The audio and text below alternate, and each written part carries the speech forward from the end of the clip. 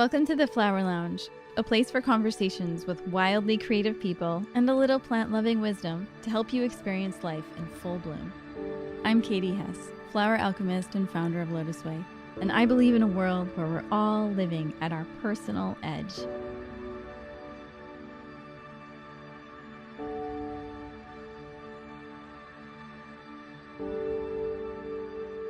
Welcome to the Flower Lounge. This is the special Moonshine episode recording for April 1st with our intuitive astrologer, Kristina Wingeier.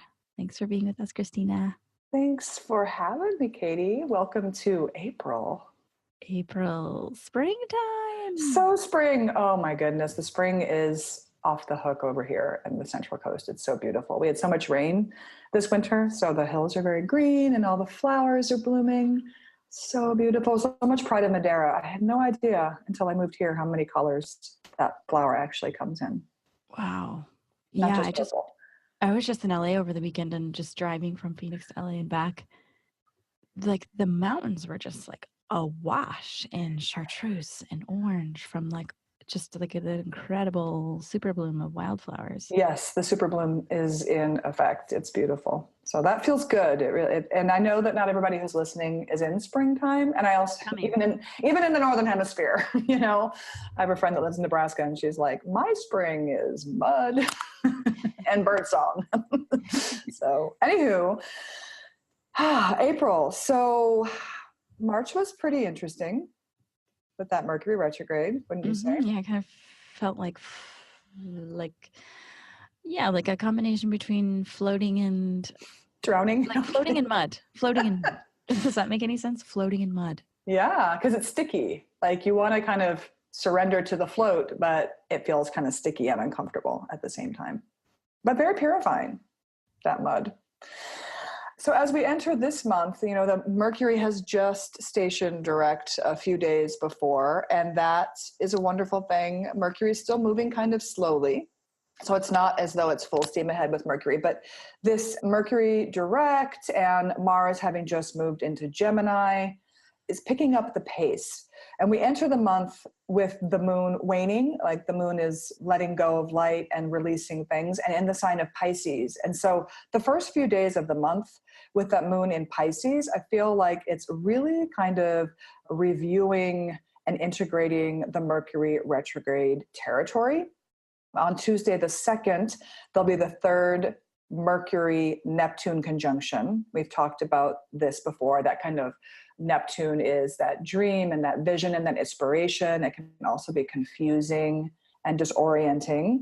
So there may be a little bit of confusion. Things aren't seeming super logical, you know, but it's like trusting your intuition. And you've been here before. In fact, this conjunction's happened, you know, 2 times prior. So this is like the third time to experience. This is the last one. This is the last one in Pisces. Yeah.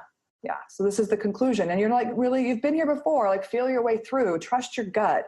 If you think something's not accurate or there's some kind of falsity happening, it probably is so, you know, even though things are murky and not super logical, there's really like, this is kind of that, like really tuning into that and connecting with a larger support system, I would say, you know, that all one kind of consciousness that can be so beautiful with Mercury and Neptune in Pisces. And this healing kind of integration vibe just really continues over the next couple of days. There's a Wednesday, Mars and Chiron make a little connection that brings kind of like a new point of view, a little bit of fresh air to any of the Chiron pain that's been activated for you. And on Thursday, we've got Pluto. Wait, hold on. Let's back up. For those who are just joining us for the first time and they don't know what Chiron is. Oh, I guess that's true. I always assume that everybody's just been with us forever. You know what we're talking about, our good old buddy Chiron. Chiron is a planetoid. They're always reclassifying what exactly Chiron is as far as the physical body itself. But in astrology, Chiron is called the wounded healer. And it is indicating old, deep wounds that you or the collective might have a propensity to carry around and kind of live from. But the opportunity is always to learn from and integrate and like access the wisdom of the pain of being human, I suppose. So basically, anybody who's listening could just like check in with their oldest, deepest wounds, which we probably each of us know what those, more or less what those are. And those will be the areas of the kind of refresh button or the new point of view.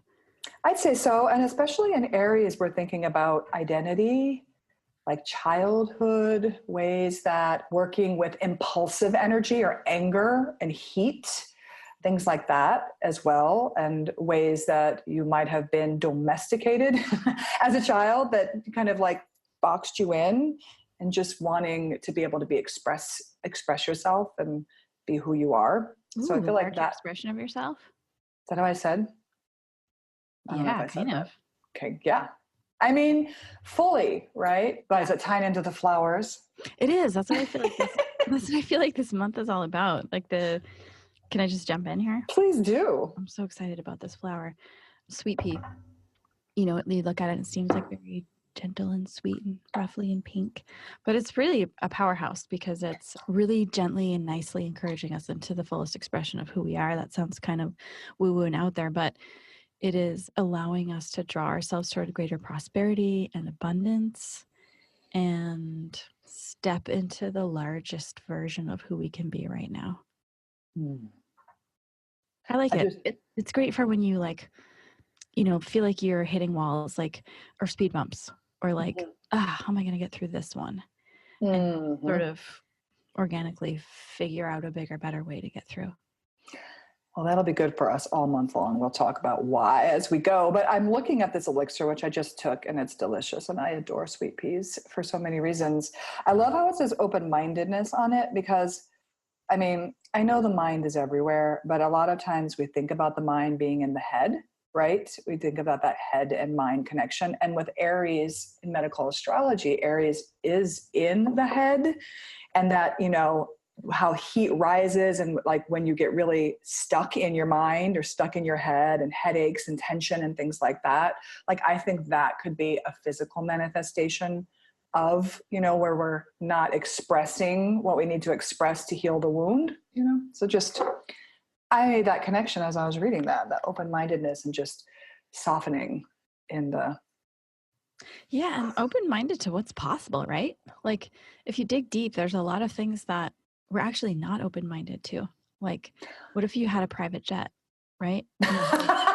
See, right? You're like, there's no way, right? But what if you did? Like, that's a silly example, but no, I love it. I hear you. I think that's, and this Mars and Gemini and Chiron and Aries connection. I mean, Gemini is like, what about this? What about that? Try to take a new point of view, turn it upside down, you know, get curious about it. So it's not, and with it being an air sign, it's like, let's air it out, like give it room to breathe. Like, don't just get so stuck and, you know, tunnel visioned and kind of insular about it all. Like, you know, make room, move it around, mobilize it. So yes, new point of view. Anything else about Chiron? For our readers? I mean, our listeners? You know what? I wish Kaya were here because she said some really interesting things about how the sweet pea was affecting the different channels of the body. Mm-hmm. Typically, when she tests a new flower essence, it's working on, you know, the liver meridian or the heart meridian or something very sort of like, seems like seemingly straightforward. Mm-hmm. And this one she said is working on the Chong, which is like some sort of deeper channels in the body that's a lot more subtle and hard to read with the pulse. Like you have to be very like proficient and specialized to feel for the Chong in people's pulse. And she described it as like, how did she describe it? It was like, and I'll add more to the blog post because I'll see her soon, but it was kind of like almost like the will to thrive. It felt like, or the greater access to one's potential. Interesting. Which is, yeah, very interesting when you think of it in terms of like it's actually operating within those energetic channels in your body to open those gateways. feels like that the will to thrive is like cheering on the life, like the life force energy, which is very Aries also, that spring kind of beginning of the zodiac seed potential in that and sometimes beginning. with spring and spring cleaning, sometimes we'll get like cold and stuff. I know that in the last couple of weeks I've felt, like, oh gosh, like I'll get a little sore throat, like, ooh, I might get something. And so I just like increased my dosage of sweet pea and it like eradicated that. So That's awesome. good. You say, what did you say it was in the pulse? Chong? Chong, CHONG. Cool. I'm going to Google that after we record. That's so interesting. I'm fascinated. And speaking of colds and getting sick and clearing out, which is really a lot of the time what a cold is, right? Thursday on the 4th, there's Pluto, the great transformer, death and rebirth, let's take out the garbage kind of energy, sometimes power struggles, is making a conjunction with the south node of the moon. So remember, this is like what does that mean? The karma, the clearing, the karma. We talked about this in the webinar about the 6 months, about this Marie Kondoing effect with all of this stuff moving past the south node in Capricorn and like really letting go and clearing out, like looking under the house and seeing the rot in the foundation and like cleaning out the rot. It's really kind of this clearing, purifying, letting go. Right. It's the day before the new moon also. So it's also that dark of the moon time, which in the lunar cycle, the last 24 hours is really a time of deep release and regeneration and this composting. And so we're just, I feel like the energy is really interesting moving from this Mercury retrograde kind of clear up into this new moon in Aries, and with this aspect with the south node with Pluto, which we're going to continue to talk about the south node as we go, really clearing out old garbage. And like what type of garbage? Like any type of garbage. Any type of garbage. So it doesn't have to do with Capricorn, South Node. Well, I mean, yeah, sure. Capricorn, I think it's a great time to do a cleanse physically because Capricorn is an earth sign. I also, certainly it's a great time to just clean out a closet, cupboard, garage. Like I feel like any kind of clearing and cleaning. Or like exercising and sweating and saunaing and detoxing and totally. Maybe like eliminating gluten for a month or something. Exactly. I mean, I just feel like, I don't know. I just think that you got to know where you need to let go of stuff in your life. And I think that it's different for everybody. And if I say this is the place that you should do it, or it's going to show up, and if you don't have that in your life, you're going to think you don't have any garbage to take out. And I just don't think that's true. What question would you have people ask themselves? Where are you giving away your power? Like what, either to a behavior or some kind of, maybe you're spending too much money, maybe you're eating too much gluten, maybe you're having the same fight over and over again. But Pluto's about power, and like you're leaking power somewhere, and instead of like leaking power and leaking energy, what about just clearing it out and like reclaiming what's vital, which kind of takes us back to that sweet pea and this Chong energy. It's like, getting into the deeper channels by kind of, now I'm having an image of just like pruning or cutting away a bush that's gotten kind of crazy so that it can be more vital. So, but it's leaking power. I think that's what I would say. Does that make sense? Awesome. I love it. Okay. This also, there's just this larger, like kind of collective conversation happening with the south node of the moon and Pluto, and then Saturn will make conjunctions to the south node of the moon this year as well. Pluto and Saturn are traveling very close together. There's a lot that's kind of coming for the collective next year when they make their conjunction in Capricorn. These are big energies of change, of letting go of the old in order to bring in the new, and old outdated ways of creating structure even, and power dynamics and things like that. So there's just this bigger thing happening with the south node. Karma clearing. Or Uber Eats. What's that? So random. What did you say? Uber Eats. This is so random, but I was Is it food? old outdated ways and thinking like, wow, maybe we'll have less restaurants and there'll be like a ton of people like making amazing food and just delivering it to your house. Yeah. I want people to make me food. Make me food. So there we go. And then we have our new moon in Aries on Friday. This is, let me find that chart. Yeah, Friday. I think it's like Friday for everybody. Well, maybe it's not really What's Friday. the date, babe? April 5th. Sorry. 5th. It's early in the morning, new moon. And this is the, beginning of the zodiacal year. Aries is the first sign in the zodiac. So there is kind of like a new year, new you kind of vibe with the new moon in Aries, right? The Aries is very pioneering. It's innovative. It's a fire starter, right? Initiates things, takes action.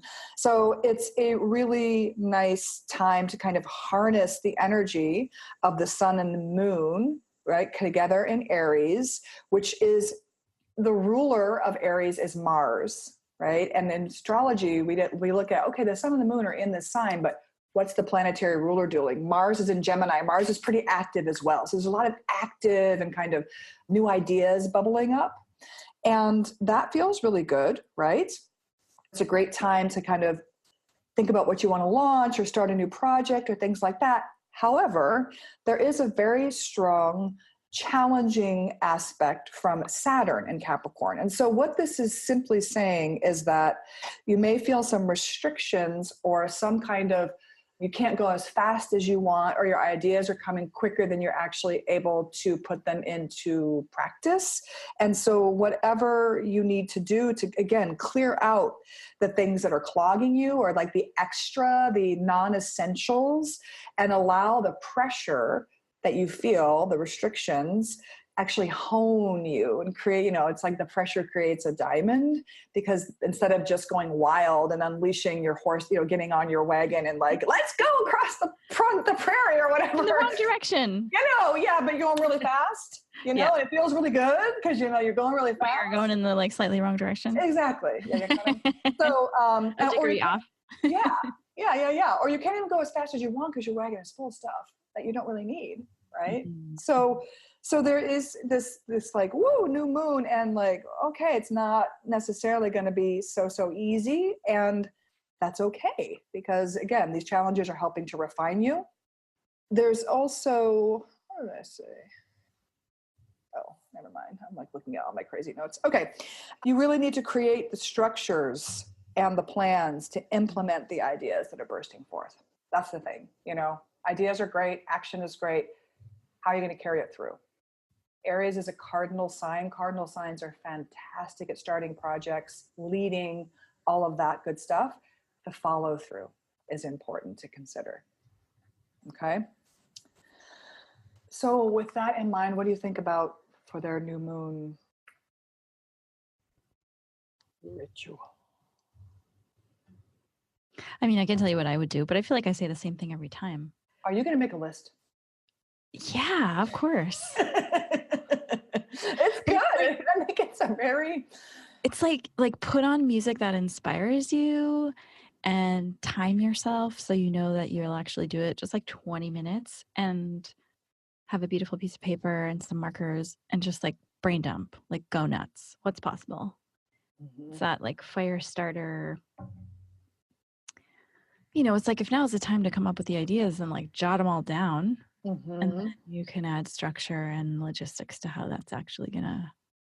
you can actually do that. That's more left brain, but right brain. Well, you could dance it. You could draw it. Like this same idea could be taken into like, I'm not going to write it, but I'm going to paint for 20 minutes, right? Or if you only have 10 seconds, you could like stand up right now as you're listening to this and like make a gesture or a pose or like a expression with your body of how you want to feel going forward. Your new you.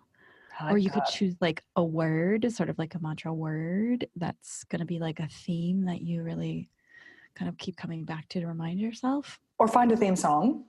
Give yourself a theme song for the month, for the air when the sun is in Aries. It's like, that's fun. Yeah. Oh, yeah. And, Aries is a fire sign. So if you feel like bringing fire into it at all, whether you're lighting a candle, burning, maybe the night before in that black of the moon with that Pluto on the south node, maybe some of the clearing is writing a list of things you're ready to let go of in order to, as you say, step into a fuller expression of yourself. And you could burn that, and kind of bury that ash into the ground or something like that. Fire's fun. Yeah, and then move towards what's the fullest expression of you right now, and move towards it. Like and move also, like move your body, because exercise. Aries is fire. Fire needs to move. It's ruled by Mars. Mars is in Gemini, so Mars is kind of frenetic a little bit. It's very, last month we had Mars in Taurus. That's nice, but I'm talking like breath work would be really good. I mean, we don't think about it necessarily with Aries, but prana and air and movement. And when you're talking about taking the stance or the pose, I was also thinking a lot about the hands and the arms because of the Gemini energy that is kind of under this new moon when we look to the planetary ruler of the lunation. Fancy astro talk. Sorry if it got too esoteric there. You know what else is a really great idea? Eating. And this is always. It's like I have these like ridiculous aha moments every now and then. When I was in LA at the salsa conference dancing, we'd get up and have this like massive breakfast, which I don't always do when I'm home. Mm-hmm. And even though we had only 2 meals a day, it was like regular, like clockwork routine. That pile of bacon got me out of bed every morning. And there's something about, you're laughing. There's something about like, you've got to eat more to speed up your metabolism, right? Like we do this thing less of like starving ourselves, and we'll just do one more thing. We'll work on this for like 30 more minutes and then we'll eat. And we like deprive ourselves. But if you actually eat more and on time, you like speed up your metabolism. So like getting the fire inside your body going. Digestive fire. Like lighting up your fire inside. Lighting up your fire. I love it. Light up the fire. Fire starter. Okay, so that's our new moon. It's very fresh, and it's the sun and the moon are right in the middle of the sign too, which is always interesting. I think it's interesting to see where the lunations take place, kind of at what part, and it's kind of right in the middle. So it's a beautiful, inspiring full new moon. Why did I say full moon? Okay. And then do you not eat bacon? I eat bacon sometimes. Oh, okay. Just checking. It's not an everyday occurrence, and I don't know how often I could eat a pile of bacon, but that's my own problem. That's just me. It's good. I like the way it smells. Okay, Sunday the 7th, there is a little support between Mercury and Saturn. And so what I feel like this aspect is going to help with on this weekend, especially with the new moon weekend and all these plans and inspiration and all of that, is it's going to help to ground the thinking process and get it like the constructive, like kind of go wild with your ideas all weekend or whatever. And then maybe on Sunday, there is the time to kind of, okay, now I'm going to make the plan for the week, right? Mm-hmm. And this aspect between Mercury and Saturn is going to help activate those new moon ideas and intentions and just give you this kind of grounded, constructive thinking process and this ability to like sit down and just like focus. So that's kind of nice. We'll take it, right? We'll take it. We like support. We like support, and that's good because it'll be really good. Actually, as I turn the page and look at the second week of April, that would be a really good thing to do to kind of prep yourself for the week because it's a little bit of a challenging week, to be honest with you. It's fine. We love a good challenge. So that larger idea of wanting to go forward with your ideas and feeling like you can't go as fast as you want, or there might be roadblocks or things like that, that kind of plays out this week. Okay. First, on Tuesday, Wednesday, there is this beautiful connection between Venus and Neptune. Okay. So this is like a conjunction in Pisces. It's kind of dreamy and creative and romantic and just, we're like moving our shoulders over here. We're dancing. Sexy. It can also, it's Tuesday, Wednesday, and you're already feeling like, oh my God, the challenges are really just too much. It can also fuel this kind of path of least resistance kind of thing, where you just want to put on your rose-colored glasses and kind of check out. Delusion, or just like, oh, everything's fine, and I'm just gonna do the thing that I do, the habituated response that doesn't really help me. So I feel like if you're feeling overwhelmed, or you could be feeling it in many million different ways, but if you're feeling that you need something to do with the energy and you don't have someone you can do it with, since it is this romantic vibe, meditation, making art, movement, being in nature, these are all going to help you feel and move and flow with this beautiful aspect rather than, or if you don't have a pile of bacon in front of you, beautiful ways to work with this Piscean energy. And also just the Mercury retrograde, like the hints of it and the healing from it. This is part of that. This is part of that cleanup. And so depending on how your retrograde went, if it was a difficult one or a painful one, you may not want to feel it to heal it, but you kind of need to. Question. So this month seems to be a lot of referencing back to March. So what would be the question that folks should ask themselves to like really get down to the top 3 root things in March? Like, what question would you ask yourself to know what you're, do you know what I'm saying? You can think about it. No rush. Like, what would you tell me to ask myself about March so I would kind of know what's going on here in April? Well, I would inquire as into your emotional state in March, and how was that? Did you have a lot of emotional ups and downs? Did you have a hard time? Was it actually a really productive, creative time for you? Things like that, right? Just like what things happened and what was your response to them? What was kind of rising to the surface for you? What was your emotional health? Were you able to, I just will speak that it's been a rough retrograde for me. And I'm not sure about everybody else. A lot of people I'm talking to said it was a difficult time. It just felt very confusing. And it feels as though things kind of dissolved and kind of pulled apart. And now they're kind of coming back together. Like it always feels like a review and a reintegration with Mercury retrograde. But with this Pisces situation, it's like, it just became like dissolved into the larger picture. And that dissolving process is not always easy. And a lot can come up with that, whether it's emotional or in your relationship or with your work or with your creative process or with whatever. And then things are kind of coming back together, reconstituting,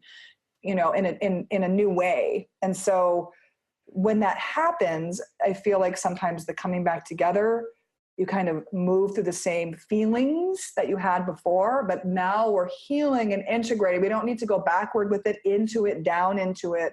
We need to just heal and integrate. I don't know if that really answers your question. Yeah, it did. Okay, good.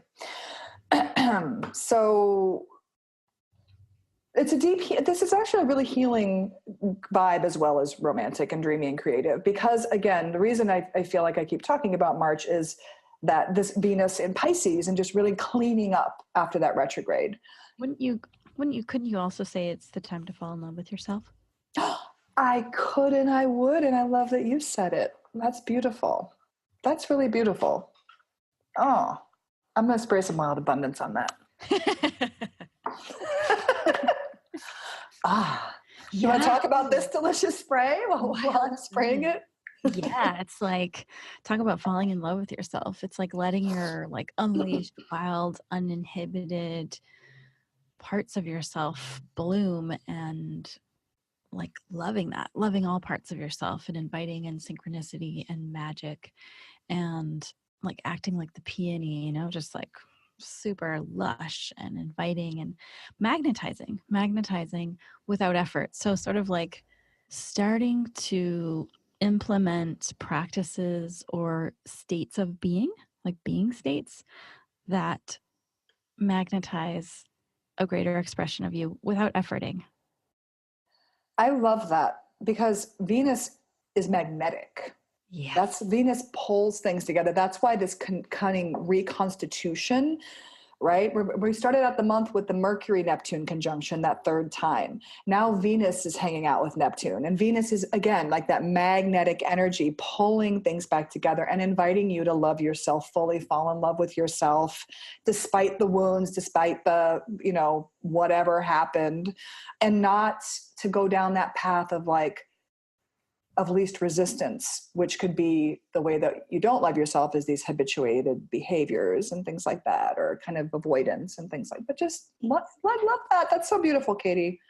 That's really good. Divine beauty is also what it says on this wild abundance. And that feels like Neptune, Venus conjunction. It also can really be very compassionate, open up a lot of compassion. So taking that compassion into yourself instead of, it's so hard to do that sometimes. You just want to push it out to someone else. But to actually bring that meta loving kindness into you, receiving that. Mm-hmm. Yeah. I think we all have a tendency to be really self-critical and clamp down on ourselves, especially when we go in the direction of behaviors that are habituated. But well, I was just going to say that, what you're saying about that self-criticism, I feel like that could really rise up with the maybe the frustrations you're feeling about not getting to do the things you want to do as quickly, like this week in general. I don't know that helps you, but it brought me back to the astrology. Anything else about this? I love it. So Wednesday's kind of a big day, the 10th of April. This is a day I wrote that might test your patience. And the reason is, there's a lot of reasons, but one of the main reasons is the sun in Aries. I want to do what I want to do. I got a plan. I'm going, right? It just pioneering up off the trailblazing kind of situation is in a square, that tense aspect with Saturn and Capricorn. Rules and structure and restriction. Don't tell me what to do. Don't tell me what to do. So it's really, this is the theme, the bigger theme of what we talked about with the beginning of the month, with these wanting to ride off with the wild horses, but you're going in the wrong direction or your wagon's too heavy. This is the time to slow down and to course correct and to take responsibility for actually implementing your plan, not just the idea of it or the, larger than life possibilities, but how you're going to make it happen. What do you need to do? What responsibility, what actions, what discipline do you need to put into place in order to make it happen? And so that is one layer, kind of like the top layer. And there is also this day, one of the planets that's farther out, Jupiter, is turning retrograde, stationing retrograde. So this month, we're going to have a few of the farther out planets turn retrograde. And with Jupiter retrograde, until August 11th, by the way, for those of you who want to know, it's really a time of reviewing recent growth and expansion, as well as kind of reconnecting with the virtues of how you do Sagittarius, because Jupiter's in Sagittarius, and Sagittarius is like philosophy and truth and what you have faith in and your ideals and things like that. It's time to kind of review where you've grown and reconnect and maybe do a little weeding in order to align yourself with your larger vision. Tell me just a little bit more about Sagittarius. Sagittarius is also a fire sign. So let's just think about the fire signs and for a moment. Aries is the initiating fire. Leo is the stable fire. And Aries transforms the fire. So Aries. Sagittarius. Sagittarius. Do you see how I tucked Aries in there? Sagittarius. Yeah, Sagittarius. See how I did that?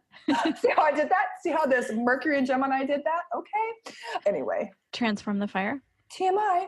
And the Sagittarian energy is on the hunt for truth.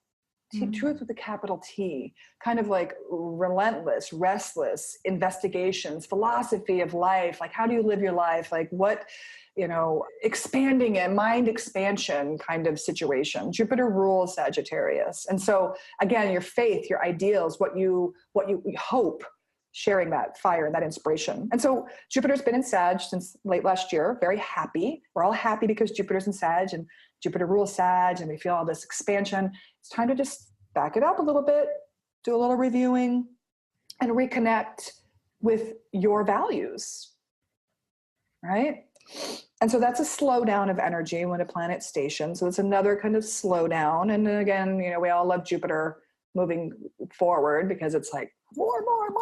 So again, another kind of slowing down, pruning aspect or, layer. And then at the very bottom of this, there's a Mercury-Pluto aspect that I feel is going to help give really good mental concentration and help you slow down. And the one thing that I think that this Pluto-Mercury sextile could do is make you want to kind of get into an argument with somebody and have a power struggle in communications. My way or the highway. No, my way or the highway. So don't do that. Just use this to help you focus and, again, do what you need to do in the 3D world, the physical world, to move your visions forward. Yes, and then it just kind of continues in the week. Mercury also makes an aspect to Jupiter, which could kind of activate the creative mind, but also could distract the mind. So you just want to watch your mind over these couple of days. Notice if you're like want to throw in the towel because things aren't coming easily, or how can you kind of double down and recommit to what you're doing. And there might be some insecurities popping up on Friday the 12th, or any kind of like controlling behavior patterns, because Venus is making an aspect to Saturn. And Saturn and Venus, I think it can feel a little restrictive or a little insecure, but I think also that Saturn and Venus are just saying, do something for Venus Day. Like actually do something like buy flowers on Venus Day and give them to the one you love, or give them to yourself because you're falling in love with yourself. So do something, take action and show your love if you're feeling. And maybe if you're feeling insecure, maybe you need to show your love to yourself. Like we can kind of just back it up to that. Buy some flowers for yourself, or take an extra long walk, or have a special latte out in the world, or I don't know, something like that. Mm-hmm. And that vibe just rolls into Saturday with the Sun square Pluto. So again, that Sun in Aries is now squaring Pluto in Capricorn, which this is like power struggles. This is just this week of like, you have to have a strong willpower this week, and not to put your will over people, not in that sense. That's where the power struggles come in, but more just to have strong will and connection with what you're doing, and to not let the outside distractions or the power struggles or the same old silly arguments that you get into with the person that you get into them with get in the way of getting stuff done. So it just feels like there's a lot of kind of crunchy but empowering if you work with it energy. And then on Sunday, there's a beautiful connection between the Sun and Jupiter, a fire trine. And it's almost like, it's like good fortune. It feels like it can kind of burn away a little sunshine after a cloudy week. And also on that day, there's a Venus and Pluto connection that I feel like can help you deepen into trust. So I feel like there's this way that if you work with the energy this week of taking responsibility, not getting caught up in your own bullshit, by the end of the week, by Sunday, you might be feeling just more connected and trusting and like, oh, wow, that was hard work, but wow, it was worth it because I didn't collapse, actually kept going in a way that adapted. Did I say adaptability on here? Adapted to the energy. I'm looking at the Sweet Pea Elixir. It says adaptability on here. And forward thinking. And you've got to have forward thinking in order to get through habituated responses and patterns. And that's a lot of what the South Node is about too, is those habituated patterns and responses around power with Capricorn energy. And both Pluto and Saturn are so close to the nodes. So everything I say about Pluto and Saturn, just remember they're by the South Node. And what does that mean? These patterns, these old patterns and habituations and ways of like doing things, not forward thinking, backward thinking, not open, like the opposite of everything on this sweet pea elixir. And super entrenched authority, like external authority and stuff like that. Okay, week 3. Yeah. This is the full moon week. So in general, the energy builds around this time of the month, around the lunar cycle, so that, moon's getting more and more large in the sky, more light. And so the pace is picking up and the pressure is building lunar wise. Monday, there's perhaps may want to just play and spend some money and socialize and not necessarily do the work that you need to do. There's a Venus-Jupiter square, and that's how that might play out. Just kind of want to let's go have a long lunch. Let's, go shopping therapy. Let's play hooky. I feel like that could be a way that you might be feeling on Monday the 15th with these two planets making their square. So would you just take that energy and use it and follow it and do it? Or would you clamp down and be like, I know what's happening, I'm going to get back to work? I would find a way to play with it personally, because I feel like, I guess I'm thinking about bring it in close. The Shining right now. All work and no play makes Jack a dull boy. So, how can you integrate this without completely bailing? Give yourself a little more time, take a longer lunch, take extra breaks that day, schedule an after work event that you might not normally do on Monday or something like that. Find a outlet for it, but don't let it totally take you off path. That's what I would say. And then on Tuesday and Wednesday, depending on where you live, we have a big shift of energy, which is Mercury is moving signs after 2 months in Pisces. Aww, Mercury leaving Pisces. Are you sad?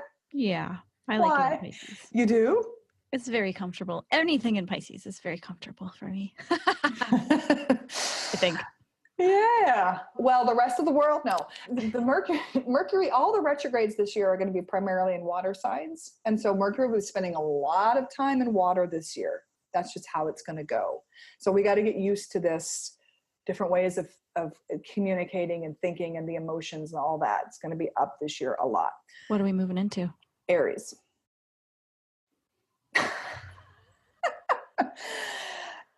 It's the first sign change since February 10th. And what's going to happen with Mercury and Aries is we're going to have quicker pace of communication, louder, more assertive, potentially blunt, potentially aggressive. It's a lot of Aries energy. And also Mercury will make a quick conjunction to Chiron, the wounded healer we spoke about earlier, which is going to even show up more prominently at this full moon in Libra. So the sign change of Mercury is the 16th and 17th, depending on where you live.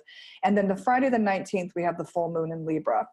And wow, on Friday the 19th? Is it the 19th? Yes. Why? So cool. What's happening on the 19th? Oh, we're doing an all-day growth and expansion brainstorm day. We're just flying this guy in from Colorado, and we're just going inward and focusing on all the growth and expansion aspects. That's awesome. Libra, love it. Tell me about that. What's that day going to be like? Mercury Chiron conjunction is really close, and so what I would really say, I want to ask you guys to think about when you're brainstorming is, are you speaking from past wounds or from presence and healing? As you brainstorm, how, and looking at this sweet pea elixir, how can you be forward thinking, right? Because this Mercury Chiron conjunction, I feel like it, and with the full moon in Libra, it's the second full moon in Libra in a row. The first one was last month. It was at 0 degrees Libra. This one's at 29 degrees Libra. This happens on occasion when a full moon is at the very beginning of a sign. You can have a second full moon in the sign. So there's this whole kind of arc that we've traveled, and we're at this point of completion with something around Libra in your life. So a lot of times with Libra, it's relationships.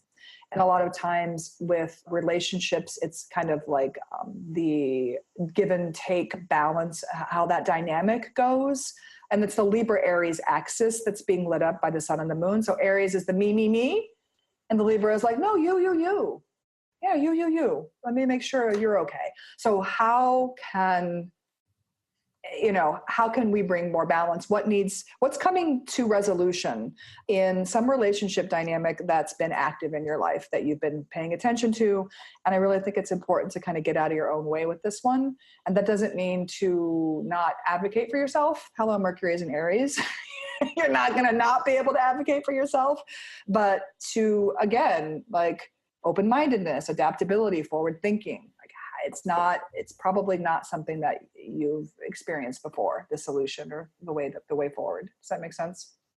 Yeah, absolutely. It's like not getting stuck in like rehashing what didn't work, but reaching for new ways. Exactly. Right. And it's the moon is, excuse me, I think that's exactly it. I'm just going to leave it at that. Reach for new ways. The old ways aren't working. And again, are you speaking and thinking from the past and from the wounded place with the Chiron energy? Because Chiron and Mercury are kind of near where the sun was at the last full moon. So it's an active little spot. And yeah, there's some hope involved. There is definitely like an undercurrent of hope with the moon and connecting with Jupiter. There's also, again, just this invitation to clear, let go of garbage. It's going to be mental garbage with the Pluto on the South Node and coming up with these new strategies. Love it. Yeah. And then Saturday, the sun changes signs. So we have this like sign change, full moon, sign change. The sun and Venus change signs on Saturday, the 20th. So it's kind of like an active few days there. The sun moves into Taurus from Aries. So it takes a little bit of the heat off of that intense Aries energy we've been having and slows it down and earths it, right? It's about making manifest the things that you're so lit up about, tending to the seeds that you planted and slowing down and pacing in that Taurus kind of vibe, or have that for a month.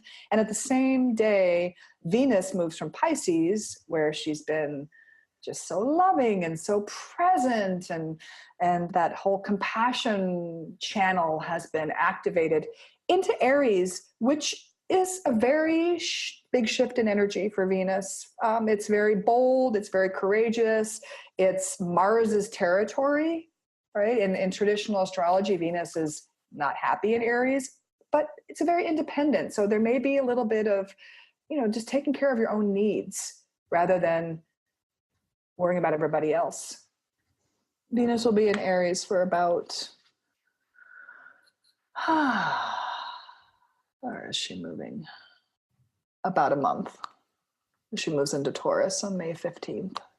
So that'll be a whole different vibe too, because Venus, the way you love and money, slow down. Look at we should think about money too, actually, with Venus. Just in general. Why am I thinking about this right now? I'm thinking because we're in this Monday the 22nd with the sun conjunct Uranus. And with Uranus in Taurus, one of the bigger themes for the next 7 years is money and the way that we work with money and kind of what we invest in and things like that. So this sun conjunct Uranus aspect on Earth Day, to me, feels very energizing and kind of like enlivening in the body. The body electric is what I wrote down. I think it's kind of cool that the sun is conjunct Uranus on Earth Day, because I just feel like it's an opportunity to take action in some way on Earth Day, whether it's like, maybe I'll go down to my beach and pick up garbage, not in a group or, any like big event, but do something for the earth on that day. Show your love. And also show your love for your earth body as well. This Uranus and Taurus is very much about, for me, a lot about physical embodiment and the way I take care of my health and how I can tend to my physical form better so that I can handle the upgrade in electrical energy, because Uranus is like this lightning moving into the earth, and you will blow circuits if you don't take care of yourself and earth yourself, ground yourself. So that's happening on Monday. And then on Tuesday, Venus makes a conjunction with Chiron, right? Because she's just moved into Aries. And to me, it feels like this is giving you the energy to walk away from what doesn't serve you rather than staying stuck in it. Because she's bold, she's independent, she's a free spirit. It's like, if you don't love it and it's making you unhappy, keeping you miserable, how about you move on? Let's go, right? And then Wednesday, the 24th, one of our outer planets, well, I guess they demoted poor Pluto, but we still think of Pluto as a planet, even if it might be a dwarf planet, is going retrograde until October 3rd. And this is a very slow moving transit in general. But to me, what I wrote down was getting to the root of power struggles, cleansing and purifying and composting. It's that larger kind of, what can I clear out over the long term? Where do I get in my own way? Where do I leak power? That kind of vibe. It's in Capricorn, so you can look to your Capricorn house if you know what that means for you. And in the collective, we're looking at government and banking in particular. Be really interesting to see what happens around power structures with those institutions during this Pluto retrograde, and in general with a lot of the astrology that's coming in 2020. Those are going to be big themes. And Saturday, good old Mars and Neptune have a little square. So there may be like some low energy or a little bit of confusing or feeling like, just like kind of, I don't know, gossipy and lazy, and you just want to lay around and watch Netflix all day and maybe, kind of feeling like that on Saturday. It's dark, getting the moon is starting to wane. And Saturn goes retrograde on Monday, the 29th. I just hopped over the weekend because there's really not much going on. It's just the weekend. But this Saturn retrograde beginning on the 29th lasts until September 18th. And again, so this is 3 planets going retrograde and inviting us into these larger reviews. And with Saturn retrograde, again, less is more. Like, this is a good time to review your budget, consolidate your resources, weed your garden, finish up old business, review of your progress so far. These are all kind of Saturn topics. And in Capricorn, we're thinking about 3D reality and, really like money, resources are big.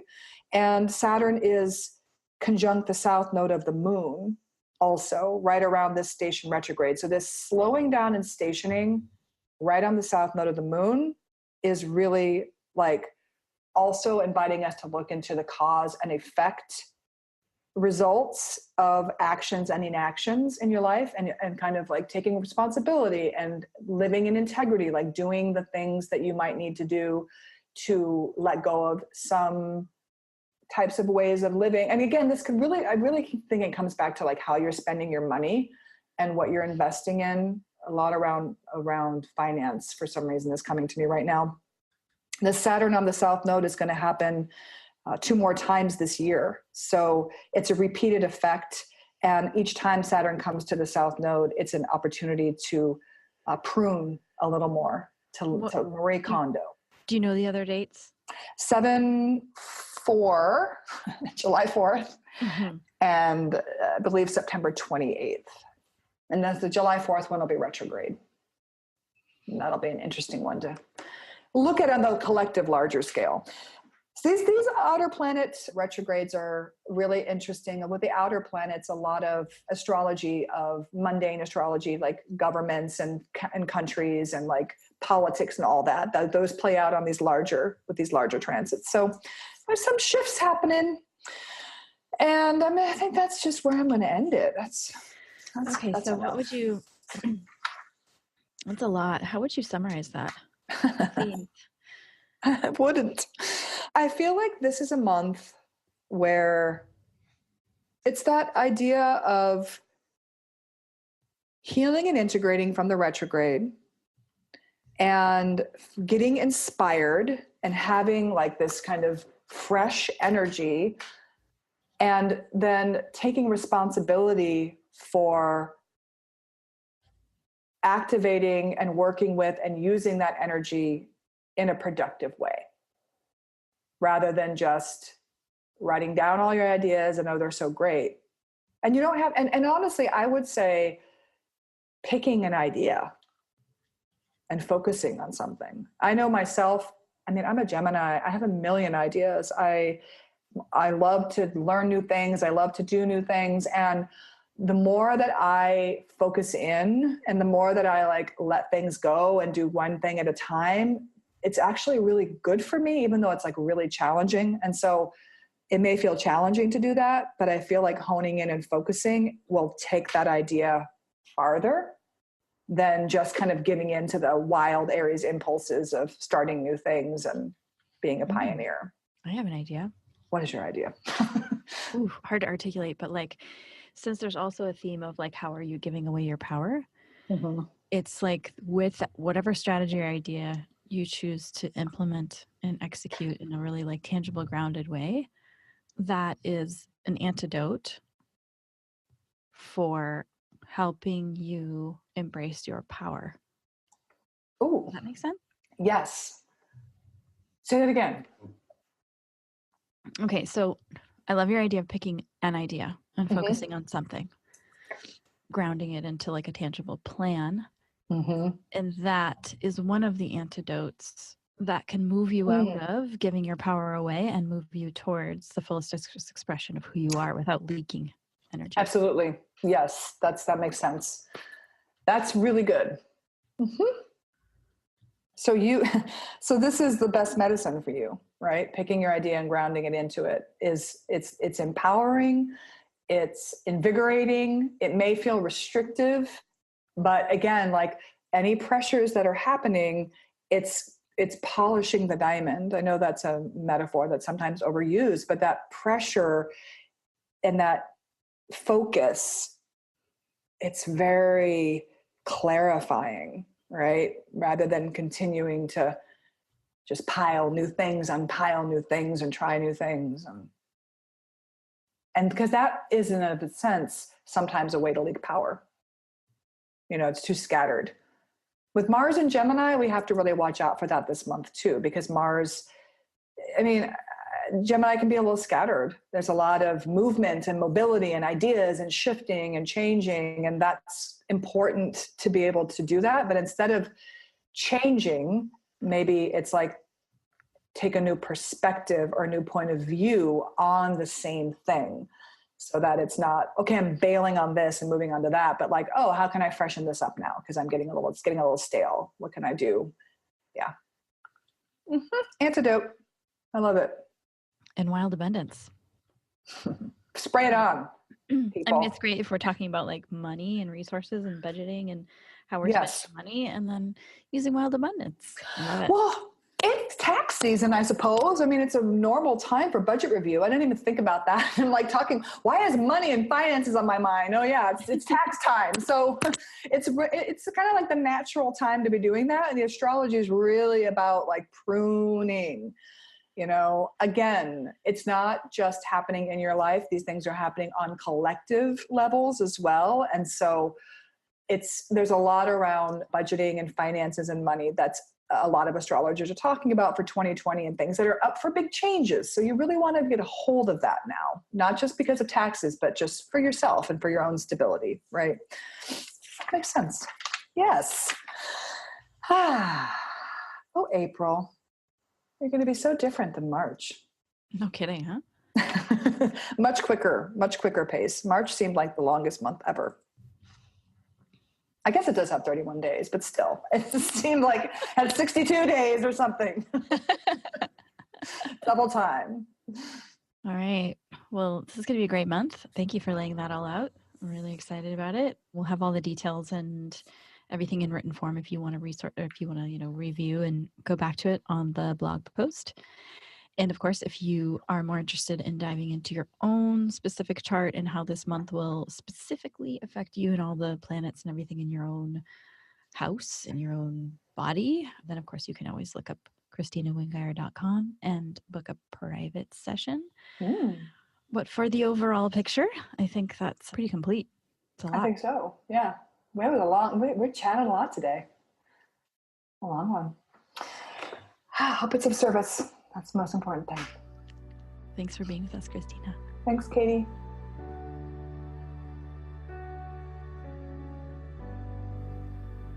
Thank you so much for listening to The Flower Lounge. I'm Katie Hess, and we'll be releasing a new podcast every Wednesday. If you like what you heard or you know someone who might be touched by our conversation, share it with them. And don't forget to subscribe. To find out what your favorite flowers mean about you, take the quiz at lotuswei.com.